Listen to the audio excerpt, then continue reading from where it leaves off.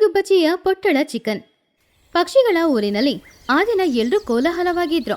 ಆವಾಗ ಮಹಿಹದ್ದು, ಇವತ್ತು ನಾವು ನಮ್ಮೆಲ್ಲರ ಕೈ ರುಚಿಯನ್ನು ನೋಡಲು ಒಂದು ದೊಡ್ಡ ಪೈಪೋಟಿಯನ್ನು ಈ ಗ್ರಾಮದಲ್ಲಿ ಏರ್ಪಡಿಸ್ಕೊಂಡಿದ್ದೀವಿ.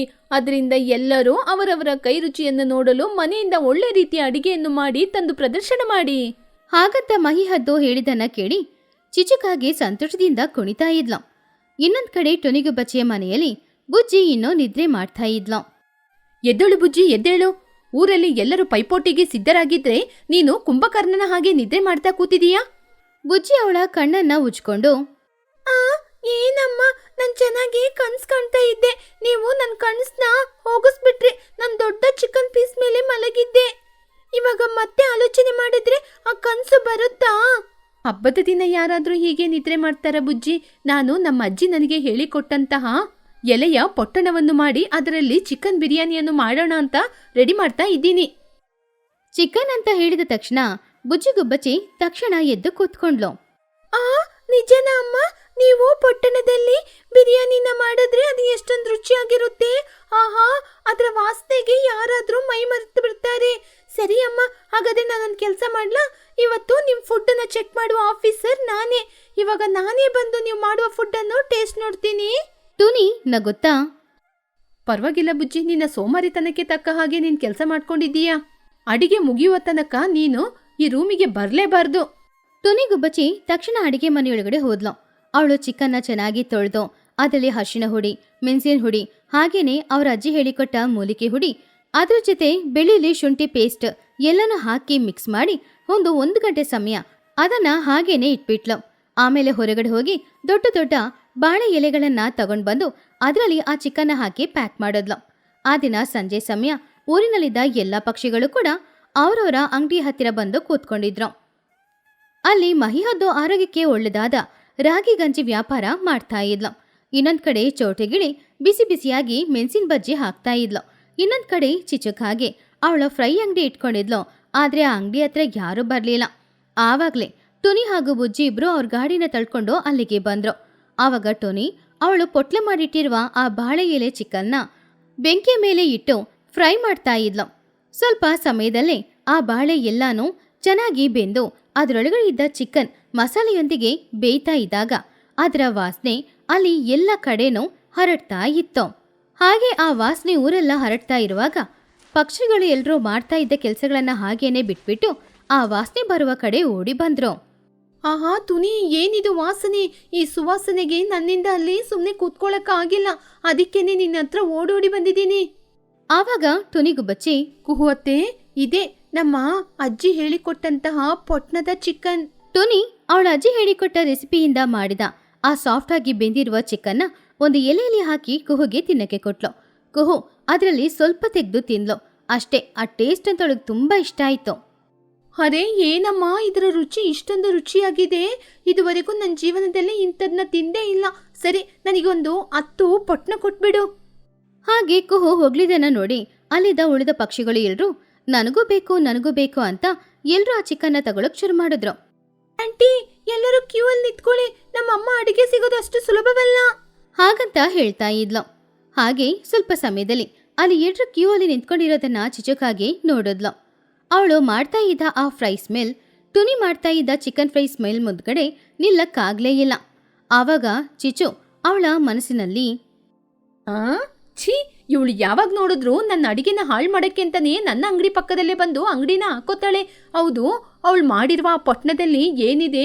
ಎಲೆನು, ಅದರೊಳಗೆ 2 ಚಿಕನ್ನು ಅಷ್ಟೇ ತಾನೇ. ಅದಕ್ಕೆ ಯಾಕೆ ಜನರು ಬಂದು ಹಿಂಗೆ ಆಡ್ತಾರೆ? ಸರಿ, ಅದರೊಳಗೆ ಏನಿದೆ ಅಂತ ನಾನು ನೋಡ್ಕೊಂಬರ್ತೀನಿ. ಚಿಚುಕಾಗೆ ತಕ್ಷಣ, ಲೇ ಚಿನ್ನು, ಇಲ್ಲೇ ಇರೋ, ಇವಾಗ ಬಂದ್ಬಿಡ್ತೀನಿ. ಹಾಗೆ ಅಂದ್ಕೊಂಡು ಚಿಚುಕಾಗೆ ಟುನಿಯ ಗಾಡಿಯ ಸುತ್ತಾನೆ ಸುತ್ತಾ ಇದ್ಲು.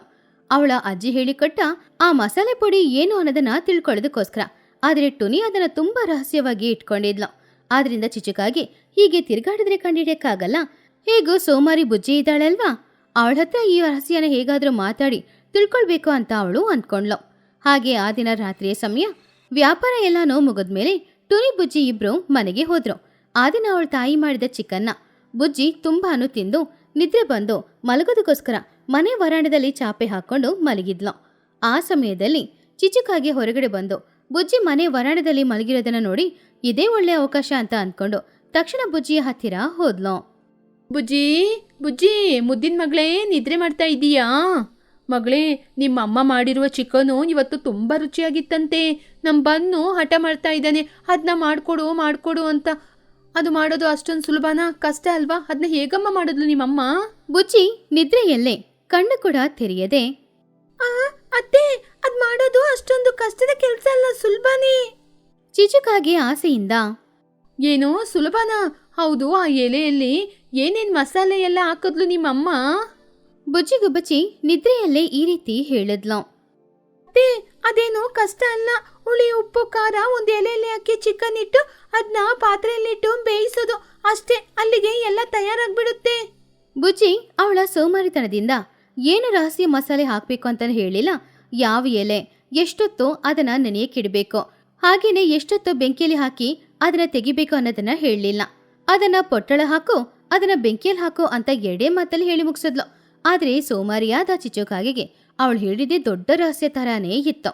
ಆದ್ರಿಂದ ಚಿಚುಕಾಗೆ ಅವಳ ಮನ್ಸಲ್ಲಿ, ಏನೋ ಒಂದು ಎಲೆ ತಗೊಂಡು ಅದರಲ್ಲಿ ಉಪ್ಪು, ಹುಳಿ, ಖಾರ ಎಲ್ಲ ಹಾಕಿ ಆಮೇಲೆ ಅದನ್ನ ಪಾತ್ರೆಗೆ ಹಾಕಿ ಬೇಯಿಸದ, ಇಷ್ಟೇನಾ? ನಾನೇನೋ ದೊಡ್ಡ ಕಷ್ಟದ ಕೆಲಸ ಅನ್ಕೊಂಡೆ. ಎಲೆಯಲ್ಲಿ ಬೇಯಿಸಿ ಚಿಕನ್ ಮಾಡೋದೆಲ್ಲ ಹಳೆ ಕಾಲದ ಸ್ಟೈಲು. ಆದ್ರೆ ನಾನಿವಾಗ ಕಲರ್ ಕಾಮನಬಿಲ್ಲಿನ ಹಾಗೆ ಚಿಕನ್ ಅನ್ನು ಮಾಡಿ ಹೇಗೆ ಮಾರಾಟ ಮಾಡ್ತೀನಿ ಅಂತ ನನ್ನ ನೋಡ್ಕೊಳ್ಳಿ. ಮರುದಿನ ಸಂಜೆ ಸಮಯ ಚಿಚುಕಾಗೆ ಊರಿನ ಮಧ್ಯದಲ್ಲಿ ಅವಳ ಗಾಡಿನ ಇಟ್ಕೊಂಡಿದ್ಲು. ಎಲ್ಲರೂ ಬನ್ನಿ, ನಾನೇನೋ ತುನಿಯ ರೀತಿ ಹಳೆ ಕಾಲದ ಹಾಗೆ ಒಂದು ಎಲೆಯಲ್ಲಿ ಚಿಕನ್ನ ಬೇಯಿಸ್ತಾ ಇಲ್ಲ. ಕಾಮನಬಿಲ್ಲಿನ ಕಲರಲ್ಲಿ ಬಣ್ಣ ಬಣ್ಣದ ಪೊಟ್ಣಗಳು. ಅವಳ ಗಾಡಿಯಲ್ಲಿ ಕೆಂಪು, ಗುಲಾಬಿ, ಹಸಿರು ಬಣ್ಣದಲ್ಲಿ ಸುಮಾರು ಪೊಟ್ಟಳಗಳು ಇತ್ತು. ಆ ಕಲರ್ನ ನೋಡಿ ಆಸೆ ಪಟ್ಟು ಪಕ್ಷಿಗಳೆಲ್ಲರೂ ಕೂಡ ಅವಳ ಅಂಗಡಿ ಹತ್ರ ಹೋದ್ರು. ಚಿಚ್ಚು, ಏನಿದು ಕಲರ್ ಆಗಿ ಏನೋ ಪ್ಲಾಸ್ಟಿಕ್ ಅಲ್ಲಿ ಸುತ್ತಿಟ್ಟಿದೀಯಾ? ಇದೇನಾ ಬಿರಿಯಾನಿ? ಚಿಚು ತುಂಬಾ ಹೆಮ್ಮೆಯಿಂದ, ಹೌದು ಮಗಿ, ನಾನೇನೋ ತುನಿಯ ರೀತಿ ನಿಮ್ಗೆ ಎಲೆಯಲ್ಲಿ ಚಿಕನ್ನ ಮಾಡಿ ಮಾರಾಟ ಮಾಡ್ತಾ ಇಲ್ಲ. ಕಲರ್ ಕಾಮನಬಿಲ್ಲಿನ ಹಾಗೆ ಮಾರಾಟ ಮಾಡ್ತಿದ್ದೀನಿ. ಹಾಗಂತ ಹೇಳಿ ಚಿಚುಕಾಗೆ ಅವಳು ಪ್ಲಾಸ್ಟಿಕ್ ಕವರಲ್ಲಿ ಪೊಟ್ಲ ಹಾಕಿಟ್ಟಿರುವ ಆ ಎಲ್ಲ ಪೊಟ್ಟಳಗಳನ್ನ ಉರಿತಾ ಇದ್ದ ಬೆಂಕಿಯ ಮೇಲೆ ಹಾಕ್ಬಿಟ್ಲು. ಹಾಗೆ ಹಾಕಿದ ತಕ್ಷಣ ಬೆಂಕಿ ಮೇಲೆ ಎದ್ದು ಬಂತು. ಪ್ಲಾಸ್ಟಿಕ್ ಕವರೆಲ್ಲ ಬೆಂಕಿಯಲ್ಲಿ ಹಾಕಿದ್ರಿಂದ ಅದೆಲ್ಲಾನು ಸುಟ್ಟು ಅದರಿಂದ ಒಂದು ಕಪ್ಪು ಹೊಗೆ ಹೊರಗಡೆ ಬರ್ತಾ ಇತ್ತು. ಆ ಕೆಮಿಕಲ್ ಸ್ಮೆಲ್ಲಿಗೆ ಅಲ್ಲಿದ್ದ ಪಕ್ಷಿಗಳಿಗೆಲ್ಲ ಕೆಮ್ಮು ಶುರುವಾಯಿತು. ಏ ಚಿಚ್ಚು, ಏನಿದು? ನೀನು ಚಿಕನ್ನ ಮಾಡ್ತಾ ಇದೀಯಾ ಅಥವಾ ಟ್ರೈನಲ್ಲಿ ಹೊಗೆ ಹಾಕಿದೀಯಾ? ಚಿಚುಕಾಗಿ ಹೆದರ್ಕೊಂಡು ಆ ಹೊಗೆಯಲ್ಲಿ ಅವಳು ಕೂಡ ಕೆಮ್ಮುತ್ತಾ, ಅದು ಇಂಪಾರ್ಟೆಂಟ್ ಫೋಕ್ ಫ್ಲೇವರ್. ಇರಿ, ಇವಾಗ್ಲೇ ಬೇಗ ಸರಿ ಮಾಡ್ತೀನಿ. ಚಿಚು ತಕ್ಷಣ ಒಂದು ಪೊಟ್ಲನ ಹೊರಗಡೆ ತೆಗೆದ್ಲು. ಅದರ ಓಪನ್ ಮಾಡಿ ನೋಡಿದ್ರೆ ಆ ಸುಟ್ಟೋದ ಪ್ಲಾಸ್ಟಿಕ್ ಎಲ್ಲ ಚಿಕನ್ ಅಲ್ಲಿ ಅಂಟ್ಕೊಂಡು ನೋಡಕ್ಕೇನೆ ಭಯಂಕರವಾಗಿತ್ತು. ಅವಾಗ ಮಹಿ ಹದ್ದು ಕೋಪದಿಂದ, ಏ ಚಿಚ್ಚು, ಏನಿದು?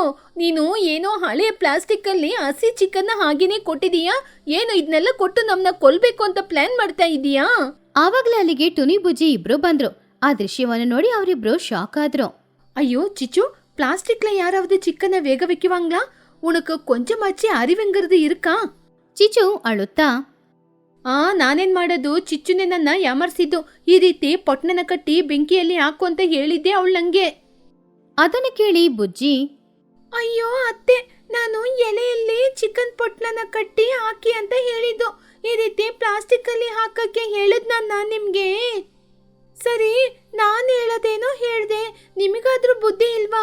ನೀವಾದ್ರೂ ಆಲೋಚನೆ ಮಾಡಿ ಏನಾದ್ರೂ ಮಾಡ್ಬೇಕಾಗಿತ್ತಲ್ವಾ?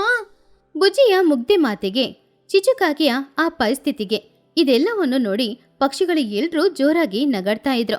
ಅವಮಾನ ತಡ್ಕೊಳಕ್ಕಾಗದೆ ಚಿಚುಕಾಗಿ ಅಲ್ಲಿಂದ ಅವಳ ಮನೆಗೆ ಹೋದ್ಲು. ಹಾಗೆ ಬುಜ್ಜಿಯಿಂದ ಆ ದಿನ ಚಿಚುಕಾಗಿ ಅವಳ ಜೀವನದಲ್ಲಿ ಒಂದೊಳ್ಳೆ ಪಾಠ ಕಲ್ತ್ಕೊಂಡಿದ್ಲು. ಆವಾಗ ಟೋನಿಗುಬ್ಬಚ್ಚಿ, ಪಾಪ ಚಿಚ್ಚು, ಕಷ್ಟಪಡದೆ ಹಣವನ್ನು ಸಂಪಾದನೆ ಮಾಡಬೇಕು ಅಂದ್ರೆ ಹೀಗೇನೆ ಆಗೋದು. ಅಮ್ಮ, ಈ ವಾಸನೆಗೆ ನನಗೆ ಬಿರಿಯಾನಿ ವಾಸನೆ ಮರ್ತೋಗ್ತಾ ಇದೆ. ನಂಗೆ ತುಂಬಾ ಹಸಿವಾಗ್ತಾ ಇದೆ. ಮನೆಯಲ್ಲಿ ನಿನ್ನೆ ಮಾಡಿದ ಚಿಕನ್ ಏನಾದ್ರೂ ಇಟ್ಕೊಂಡಿದೀಯಮ್ಮ? ಅದನ್ನ ಕೇಳಿ ಅಲ್ಲಿದ್ದವರು ಎಲ್ರೂ ಪುನಃ ಜೋರಾಗಿ ನಗಾಡ್ತಾ ಇದ್ರು. ಈ ರೀತಿ ಟುನಿಯ ಪೊಟ್ಲ ಚಿಕನ್ ವ್ಯಾಪಾರ ತುಂಬಾ ಚೆನ್ನಾಗಿ ನಡೆದು ಅವಳಿಗೆ ಅದ್ರ ಮೂಲಕ ಲಾಭನೂ ಸಿಗ್ತಾ ಇತ್ತು. ಪಕ್ಷಿಗಳ ಗ್ರಾಮದಲ್ಲಿ ಪ್ರತಿದಿನ ಸಂಜೆ ಸಮಯ ಊರಿನ ಮಧ್ಯದಲ್ಲಿರುವ ಮರದ ಕೆಳಗಡೆ ಎಲ್ಲ ಪಕ್ಷಿಗಳು ಭೇಟಿಯಾಗೋದು ಅವರ ಅಭ್ಯಾಸ. ಆ ದಿನ ಕೂಡ ಅದೇ ರೀತಿ ಭೇಟಿಯಾದ್ರು. ಆ ದಿನ ಅವರು ಹೊಲದ ಕೆಲಸದಲ್ಲಿ ಏನ್ ನಡೀತೋ, ಮಕ್ಕಳು ಏನ್ ಮಾಡಿದ್ರು, ಎಲ್ಲ ವಿಷಯದ ಬಗ್ಗೆನೂ ಅವರು ಮಾತಾಡ್ತಾ ಇದ್ರು. ಆ ಸಮಯದಲ್ಲಿ ಅದೇ ಊರಿನಲ್ಲಿ ಬಾಳ್ತಾ ಇದ್ದ ಲೂಸಿ ಪಾರಿವಾಳ ಅವಳ ಚಿಕ್ಕ ವಯಸ್ಸಿನ ಕತೆಗಳನ್ನೆಲ್ಲ ಹೇಳಕ್ ಶುರು ಮಾಡಿದ್ಲು. ನನ್ನ ಚಿಕ್ಕ ವಯಸ್ಸಲ್ಲಿ ನಮ್ಮ ಅಜ್ಜ ನಮ್ಮ ಊರಿನ ಉತ್ತರ ದಿಕ್ಕಿನಲ್ಲಿ ಒಂದು ಬೆಟ್ಟ ಇದೆ ಅಲ್ವಾ, ಆ ಬೆಟ್ಟದ ಮೇಲೆ ಪೌರ್ಣಮಿ ದಿನ ಮಾತ್ರ ಒಂದು ಚಿನ್ನದ ಹೂ ಬರುತ್ತೆ ಅಂತ ನನ್ನ ಹತ್ರ ಹೇಳಿದ್ರು. ಆ ಹೂವಿನ ವಾಸನೆ ನೋಡಿದ್ರೆ ಸಾಕು, 1 ವರ್ಷಕ್ಕೆ ಯಾವುದೇ ಕಾಯಿಲೆನೂ ಬರಲ್ಲ. ಅದನ್ನ ಮುಟ್ಟಿದ್ರೆ ಸಾಕು, ನಮ್ಮ ರೆಕ್ಕೆಗಳಿಗೆಲ್ಲ ಬಲ ಬರುತ್ತೆ. ಹಾಗಂತ ಲೂಸಿ ಅದನ್ನ ಹೇಳಿ ಮುಗಿಸೋದ್ಲೋ ಇಲ್ವೋ, ಅಲ್ಲಿದ್ದ ಚಿಕ್ಕ ಮಕ್ಕಳು ಎಲ್ರೂ ಹೂ ಹೂ ಅಂತ ತಮಾಷೆ ಮಾಡಿ ನಗಾಡಿದ್ರು.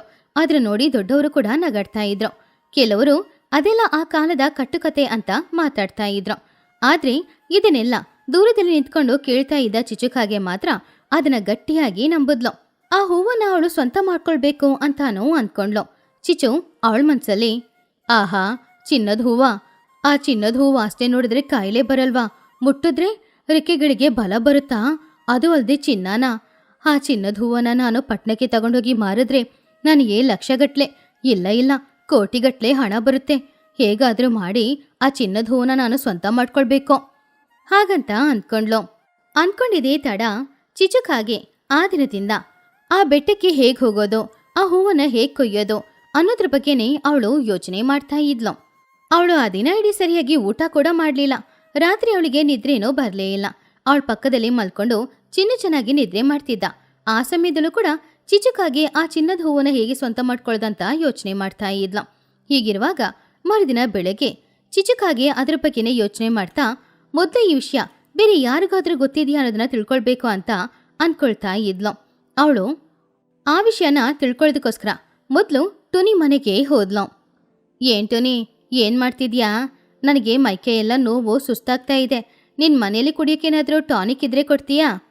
ಅಯ್ಯೋ ಹೌದಾ ಚಿಚು, ಒಳ್ಳೆ ಬೇಳೆ ಸೊಪ್ಪು ಎಲ್ಲ ತಿನ್ನು, ಅದಕ್ಕೆ ಬದಲು ಯಾಕೆ ಟಾನಿಕ್ ಹೇಳ್ತಿದ್ಯಾ? ಹಾಗಲ್ಲ, ಏನಾದ್ರೂ ಬಲ ಕೊಡುವ ಮೂಲಿಕೆಗಳು ಇಲ್ಲಾಂದ್ರೆ ಹೂವು, ಇದ್ರ ಬಗ್ಗೆ ಏನಾದ್ರೂ ನಿಂಗೆ ಗೊತ್ತಾ? ಆವಾಗ ಟುನಿನ ಗೊತ್ತಾ, ಲೂಸಿ ಹೇಳಿದ ಚಿನ್ನದ ಹೂ ಬಗ್ಗೆ ಕೇಳ್ತಿದ್ಯಾ? ಅದೆಲ್ಲ ಕಟ್ಟುಕತೆ. ಅದನ್ನ ನಂಬ್ಕೊಂಡು ನೀನ್ ಬೆಟ್ಟ ಹತ್ಬೇಕು ಅಂತ ಅಂದ್ಕೊಂಡ್ರೆ ಆಮೇಲೆ ನಿನಗೆ ಮೈಕೈ ನೋವು ಮಾತ್ರ ಉಳಿಯುತ್ತೆ ಹಾಗಂತ ಹೇಳಿದ್ಲು. ಆವಾಗ ಚಿಚಿಗೆ ಕೋಪ ಬಂದ್ರು ಅದನ್ನ ತೋರಿಸ್ಕೊಳ್ಳಿಲ್ಲ. ಅರೆ ಅದೆಲ್ಲ ಇಲ್ಲ, ನಾನು ಸುಮ್ಮನೆ ಕೇಳ್ದೆ ಹಾಗಂತ ಅಂದ್ಕೊಂಡು ಹೊರಗಡೆ ಬಂದು, ಈ ಟೊನಿಗೆ ನನ್ನ ಮೇಲೆ ಹೊಟ್ಟೆ ಕಿಚ್ಚು, ಅದಕ್ಕೆ ಹೋಗ್ಬಾರ್ದು ಅಂತ ಮಾಡ್ತಿದ್ದಾಳೆ, ನಾನಂತೂ ಹೋಗ್ತೀನಿ ಹಾಗಂತ ಅಂದ್ಕೊಂಡು ಅಲ್ಲಿಂದ ಚಿಚು ಚೋಟಿಗಿಳಿಯ ಮನೆಗೆ ಹೋದ್ಲು. ಏನ್ ಚೋಟು, ನಿನ್ ಗಂಡ ಇವತ್ತು ಬೇಟೆಗೆ ಹೋಗಿಲ್ವಾ? ಅಲ್ಲಿ ಏನಾದ್ರೂ ಚಿನ್ನದ ಹೂಗಳನ್ನ ನೋಡಿದ್ರಾ? ಅರೆ ನೀನ್ ಬೇರೆ ಯಾಕೆ ಚಿಚು, ಮೊನ್ನೆನೇ ಒಂದು ಕರಡಿಯಿಂದ ತಪ್ಪಿಸ್ಕೊಂಡು ಬಂದಿದ್ದಾರೆ. ಅಲ್ಲಿ ಎಷ್ಟು ಕ್ರೂರವಾದ ಮೃಗಗಳಿದೆ ಗೊತ್ತಾ? ಸರಿ, ನೀನ್ ಯಾಕೆ ಆ ಚಿನ್ನದ ಹೂವಿಗೆ ಬೆಟ್ಟಕ್ಕೆ ಹೋಗ್ತೀಯ ಏನೋ? ಆವಾಗ ಚಿಚು ಟಾಪಿಕ್ನ ಬದಲಾಯಿಸಿದ್ಲು. ಇಲ್ಲ, ಸುಮ್ಮನೆ ನಿನ್ ಗಂಡ ಹೋಗ್ತಿದಾರಲ್ವಾ, ಅದಕ್ಕೆ ಒಂದು ಮಾತು ಕೇಳಿದೆ ಹಾಗಂತ ಅಂದ್ಕೊಂಡು ಹೊರಗಡೆ ಬಂದ್ಲು. ಆ ದಿನ ಅವಳು ಹೇಗಾದ್ರೂ ಒಂದು ಪ್ಲಾನ್ ಹಾಕಬೇಕು ಅಂತ ಅಂದ್ಕೊಂಡ್ಲು. ಮರುದಿನ ಮುಂಜಾನೆನೇ ಎದ್ದು ಅವಳ ಮನೆಯಲ್ಲಿರುವ ಪೆಟ್ಟಿಗೆಯಲ್ಲಿರುವ ವಸ್ತುಗಳನ್ನ ಅವಳು ತೆಗಿತಾ ಇದ್ಲು. ಆವಾಗ್ಲೇ ಚಿನ್ನು ಎದ್ದು ಬಂದ. ಅಮ್ಮ, ಇಷ್ಟು ಬೆಳಿಗ್ಗೆ ಎದ್ದು ಆ ಪೆಟ್ಟಿಗೆಯಿಂದ ಏನಮ್ಮ ತೆಗಿತಾ ಇದೆಯಾ? ಚಿನ್ನು, ಒಂದು ಸಾಹಸ ಯಾತ್ರೆಗೆ ಹೋಗ್ಬೇಕು ಕಣೋ, ಚಿನ್ನದ ಹೂವನ್ನ ಬೆಟ್ಟದಿಂದ ತಗೊಂಡ್ ಬರಕ್ಕೆ. ಅಮ್ಮ, ಅದು ಲೂಸಿ ಅಜ್ಜ ಹೇಳಿದ ವಿಷಯ ಅಲ್ವಾ, ಅದು ನಿಜಾನಾ? ನಿಜಾನೇ ಕಣೋ, ದೊಡ್ಡೋರು ಹೇಳೋ ಮಾತಲ್ಲಿ ಏನಾದರೂ ನಿಜ ಇರುತ್ತೆ. ನಿನಗೆ ನಾನು 10 ಚಾಕ್ಲೇಟ್ ಕೊಡಿಸ್ತೀನಿ, ಸರಿನಾ? ಬೆಟ್ಟಕ್ಕೆ ಹೋಗ್ಬಿಟ್ಟು ಬಂದ್ಮೇಲೆ. ಚಾಕ್ಲೇಟ್ ಅಂತ ಕೇಳಿದ ತಕ್ಷಣ ಚಿನ್ನು ತುಂಬಾನು ಆಸೆಪಟ್ಟ. ಹಾಗಾದ್ರೆ ನಾನು ಕೂಡ ಬರ್ತೀನಮ್ಮ, ಬಾ ಅಮ್ಮ ಹೋಗೋಣ. ಇಲ್ಲ ಕಣೋ, ನಿನ್ನನ್ನು ಕರ್ಕೊಂಡು ಹೋದ್ರೆ ಅದು ಸಾಹಸ ಯಾತ್ರೆ ಆಗಲ್ಲ, ಅರ್ಧದಲ್ಲೇ ಬಿಟ್ಟು ಬರಬೇಕಾಗುತ್ತೆ. ನಾನು ಮಾತ್ರ ಹೋಗ್ಬಿಟ್ಟು ಬರ್ತೀನಿ.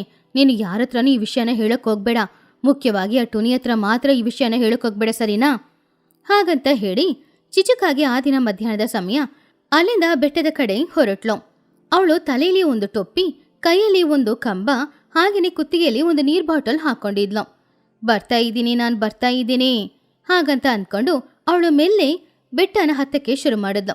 ಸ್ವಲ್ಪ ದೂರದಲ್ಲಿ ಒಂದು ಮುಳ್ಳಿನ ಪೊದರು ಅವಳಿಗೆ ಅಡ್ಡಿಯಾಗಿ ಬಂತು. ಈ ಮುಳ್ಳಲ್ಲಿ ಸಿಕ್ಕಾಕೊಂಡು ನನ್ನ ರೆಕ್ಕೆಗೆ ಗಾಯ ಆಗಿದೆ. ನನಗೆ ಚಿನ್ನದ ಹೂ ಸಿಗ್ಲಿ, ವಜ್ರದಲ್ಲಿ ರೆಕ್ಕೆಗಳನ್ನ ಮಾಡ್ಕೊಳ್ತೀನಿ ಹಾಗಂತ ಅಂದ್ಕೊಂಡು ಸ್ವಲ್ಪ ದೂರ ಹೋದಾಗ ಅಲ್ಲಿ ಒಂದು ಕೋತಿಗಳ ಗುಂಪಿತ್ತು. ಆ ಕೋತಿಗಳ ಗುಂಪು ಚಿಚುನ ನೋಡಿ ಅವಳ ಸುತ್ತಮುತ್ತ ಬಂದು ನಿಂತ್ಕೊಳ್ತು. ಏನೋ ಊಟ ಬೇಕಾ? ಇದು ನನಗೋಸ್ಕರ ಇರೋ ಊಟ, ನಿಮಗೆ ಕೊಡಕ್ಕಾಗಲ್ಲ, ಬರುವಾಗ ಬೇಕಾದ್ರೆ ಏನಾದ್ರೂ ಕೊಡ್ತೀನಿ. ಆದ್ರೆ ಆ ಮಾತು ಕೋತಿಗಳಿಗೆ ಅರ್ಥ ಆಗ್ಲಿಲ್ಲ. ಚಿಚ್ಚು ಅವಳ ಕೈಯಲ್ಲಿ ಇಟ್ಕೊಂಡಿದ್ದ ಆಹಾರನ ಆ ಕೋತಿಗಳು ಕಿತ್ಕೊಂಡು ಹೋಯ್ತು. ಚಿಚ್ಚು ಅವುಗಳನ್ನ ಬೈಕೊಂಡೇ ಬೆಟ್ಟ ಹತ್ತದ್ಲು. ಹೀಗಿರುವಾಗ ಸಂಜೆ ಸಮಯ ಆಯಿತು. ರಾತ್ರಿ ಆಗ್ತಾನೋ ಇತ್ತು. ಆದ್ರೆ ಅವಳು ದಾರಿ ತಪ್ಪಿ ಬಂದ್ಲು. ಅವಳಿಗೆ ಇವಾಗ ಮೆಲ್ಲೆ ಮೆಲ್ಲೆ ಭಯ ಶುರುವಾಯ್ತು. ಅಯ್ಯಯ್ಯೋ, ತಪ್ಪಾದ ದಾರಿಯಲ್ಲಿ ಬಂದಿದ್ದೀನಿ. ರಾತ್ರಿ ಆಗ್ತಾ ಇದೆ. ಇಲ್ಲಿ ಕ್ರೂರ ಮೃಗಗಳು ಬೇರೆ ಇರುತ್ತೆ ಏನೋ. ಈ ಲೂಸಿ ಮಾತನ್ನ ನಂಬಿ ಬಂದಿದ್ದು ದೊಡ್ಡ ತಪ್ಪಾಯ್ತು. ಹಾಗಂತ ಅಂದ್ಕೊಂಡು ಆ ದಿನ ರಾತ್ರಿ ಇಡೀ ಅವಳು ಅಡವಿಯಲ್ಲೇ ಇದ್ಲು. ಪಾಪ ತಿನ್ನೋಕ್ಕೂ ಕೂಡ ಅವಳಿಗೆ ಆಹಾರ ಏನೂ ಇಲ್ಲ. ಹೇಗೋ ಕಷ್ಟಪಟ್ಕೊಂಡು ಆ ದಿನ ರಾತ್ರಿನೋ ಕಳೀತು. ಮರುದಿನ ಬೆಳಗಾದ್ರೂ ಕೂಡ ತಾಯಿ ಬಂದಿಲ್ಲ ಅನ್ನೋದ್ರಿಂದ ಚಿನ್ನು ತುಂಬಾನು ಹೆದರ್ದ. ತಕ್ಷಣ ಅವನು ಟುನಿಯ ಮನೆಗೆ ಹೋಗಿ, ಅತ್ತೆ, ನಮ್ಮಮ್ಮ ನೆನ್ನೆನೇ ಚಿನ್ನದ ಹೂಗೋಸ್ಕರ ಬೆಟ್ಟಕ್ಕೆ ಹೋದ್ರು. ಇವತ್ತಿಷ್ಟೊತ್ತಾದ್ರೂ ಇನ್ನೂ ಬರಲೇ ಇಲ್ಲ. ಚಿನ್ನು ಹೇಳಿದನ್ನ ಕೇಳಿ ಟುನಿ ತುಂಬಾನು ಹೆದರದ್ಲು. ತಕ್ಷಣ ಎಲ್ಲರನ್ನ ಕರೆದು ಅವಳು ವಿಷಯನ ಹೇಳಿದ್ಲು. ಗೊತ್ತಾ ನಿಮ್ಗೆ, ನಮ್ ಚಿಚ್ಚು ಬೆಟ್ಟಕ್ಕೆ ಹೋಗಿದ್ದಾಳಂತೆ ಚಿನ್ನದ ಹೂ ತಗೊಂಡ್ ಬರೋದಕ್ಕೋಸ್ಕರ. ಆದ್ರೆ ಇನ್ನೂ ಅವಳು ಮನೆಗೆ ವಾಪಸ್ ಬರಲಿಲ್ಲ. ನಾವ್ ಹೇಗಾದ್ರೂ ಅವಳನ್ನ ಕಾಪಾಡ್ಬೇಕು. ಈ ಚಿಚ್ಚುಗೆ ಸ್ವಲ್ಪನೂ ಬುದ್ಧಿನೇ ಇಲ್ಲ. ಎಷ್ಟು ಸಲ ಹೇಳಿದ್ರು ಕೂಡ ಯಾರಾದ್ರೂ ಏನಾದ್ರೂ ಹೇಳಿದ್ರೆ ಅದನ್ನ ಹಾಗೇನೆ ನಂಬ್ತಾಳೆ. ಸರಿ ಸರಿ ಬನ್ನಿ, ಮಾತಾಡಕ್ಕೆ ಸಮಯ ಇಲ್ಲ, ನಾವು ಅವಳನ್ನ ಕಾಪಾಡ್ಬೇಕು. ಹಾಗಂತ ಅಂದ್ಕೊಂಡು ಚೋಟು, ಮಹಿ, ಟೊನಿ ಹಾಗೂ ಇನ್ನು ಕೆಲವು ಪಕ್ಷಿಗಳು ಒಂದು ಗುಂಪಾಗಿ ಬದಲಾಗಿ ಬೆಟ್ಟಕ್ಕೆ ಹೋದ ಚಿಚ್ಚುನ ಹುಡ್ಕೊಂಡು ಹೋಗ್ತಾ ಇದ್ರು.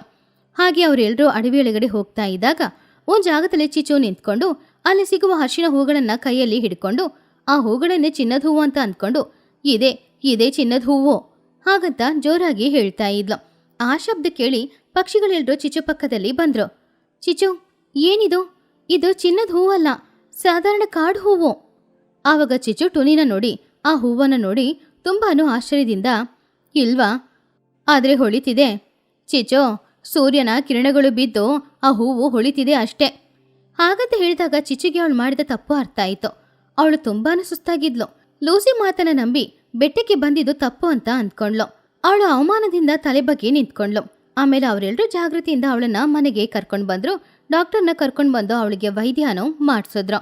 ಆಮೇಲೆ ಚಿಚ್ಚುಗಾಗಿ ಕಣ್ಣಲ್ಲಿ ಕಣ್ಣೀರು ತುಂಬಿಸ್ಕೊಂಡು, ನನ್ನನ್ನ ಕ್ಷಮಿಸ್ಬಿಡಿ, ಚಿನ್ನದ ಹೂವಿಗೆ ಆಸೆಪಟ್ಟು ದುರಾಸೆ ಗುಣದಿಂದ ಈ ರೀತಿಯೆಲ್ಲ ಮಾಡಿಬಿಟ್ಟೆ. ಆವಾಗ ಟುನಿ ಅವಳ ಪಕ್ಕದಲ್ಲಿ ಬಂದು, ಚಿಚ್ಚು, ನೀನ್ ಮಾಡಿದ ತಪ್ಪು ಅಂತ ನೀನು ತಿಳ್ಕೊಂಡೆ ಅಲ್ವಾ? ಅಷ್ಟೇ ಸಾಕು. ಚಿನ್ನದ ಹೂವು ಬೇರೆ ಯಾರೂ ಅಲ್ಲ ಚಿಚ್ಚು, ನಮ್ಮ ಜೊತೆ ನಮ್ಮ ಸುತ್ತಮುತ್ತ ಇರೋ ಮಕ್ಕಳಿದಾರಲ್ವಾ, ಅವರೇ ಅದು. ಹೌದು ಚಿಚ್ಚು ಅತ್ತೆ, ನಿಮ್ಗೆ ನಾವು 3 ಚಿನ್ನದ ಹೂಗಳು ಇದ್ದೀವಿ ಅಲ್ವಾ, ಅದು ಸಾಕಾಗಲ್ವಾ? ಆ ದಿನ ಸಂಜೆ ಸಮಯ ಟುನಿಯ ಮನೆಯಲ್ಲಿ ಎಲ್ರಿಗೂ ಬಿಸಿ ಬಿಸಿಯಾದ ಊಟ ಕೊಟ್ಲು ಟುನಿ. ಎಲ್ರೂ ಊಟ ಮಾಡಿದ್ಮೇಲೆ ಚಿಚ್ಚು ಆ ಅರಿಶಿನ ಹೂವನ್ನ ನೋಡಿ, ಇದು ಚಿನ್ನದ ಹೂವು ಇಲ್ಲದೆ ಇರ್ಬೋದು, ಆದ್ರೆ ಒಳ್ಳೆ ಪಾಠನ ನನಗೆ ಕಲ್ಸ್ಕೊಟ್ಟಿದೆ ಹಾಗಂತ ಹೇಳಿದ್ಲು. ಈ ಲೂಸಿ ಮಾತ್ರ ಇನ್ನೊಂದ್ಸಲ ನನಗೆ ಸಿಕ್ಲಿ, ಆವಾಗ ಇದೇ ಅವಳಿಗೆ ನನಗೆ ಮೋಸ ಮಾಡಿದ್ಲು ಹಾಗಂತ ಹೇಳಿದಾಗ ಎಲ್ರೂ ಅದನ್ನು ನೋಡಿ ಜೋರಾಗಿ ನಗಾಡ್ತಾ ಇದ್ರು. ಆ ದಿನದಿಂದ ಚಿಚ್ಚು ಯಾವುದೇ ಚಿನ್ನದ ಹೂಗೋಸ್ಕರ ಹೋರಾಡ್ಲಿಲ್ಲ. ಅವಳ ಸುತ್ತಮುತ್ತ ಇರುವವರೇ ಚಿನ್ನದ ಹೂವು ಅಂತ ಅರ್ಥ ಮಾಡ್ಕೊಂಡ್ಲು.